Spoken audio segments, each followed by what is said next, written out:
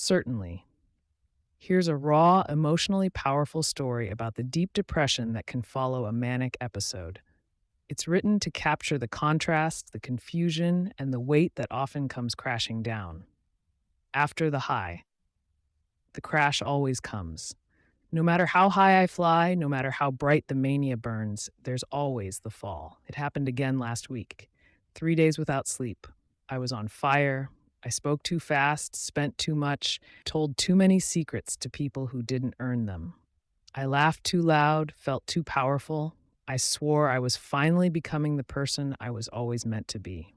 People texted back with cautious emojis or polite silence, but I didn't care. I was flying.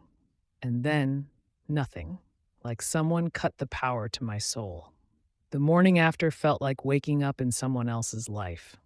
My phone was full of outgoing messages I barely remembered sending. My bank account was lower than I thought possible. The mirror showed a stranger with sunken eyes, cracked lips, and a stare I couldn't hold. Shame hit first, then exhaustion, then the voice. That voice doesn't shout, it whispers. You embarrassed yourself again. Nobody takes you seriously. You're broken, unlovable, hopeless. And the worst one, this is who you really are. I tried to shower, but stood under the water until it ran cold. I couldn't answer the phone, couldn't eat, couldn't even cry. Everything felt heavy. My limbs, my thoughts, even the air. People think depression is sadness, but it's not just that. It's emptiness. It's the absence of light, of color, of meaning. It's watching the world go on without you and not even feeling the urge to catch up.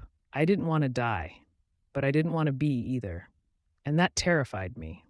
I texted a friend just 2 words, help me. I don't even remember sending it, but she came. She sat on the floor with me, said nothing, just held my hand.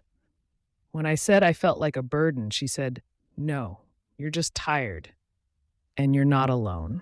That sentence cracked something open. Recovery isn't pretty.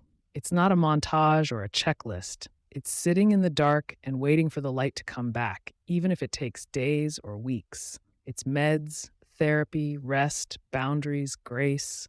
It's learning to forgive yourself for things your illness made you do. It's not linear. I still fall, but I also rise. Every time, a little slower, a little stronger. And even when I feel like I've lost myself completely, there's still a voice, smaller, softer, but mine, that says you're still here, and that means there's still hope.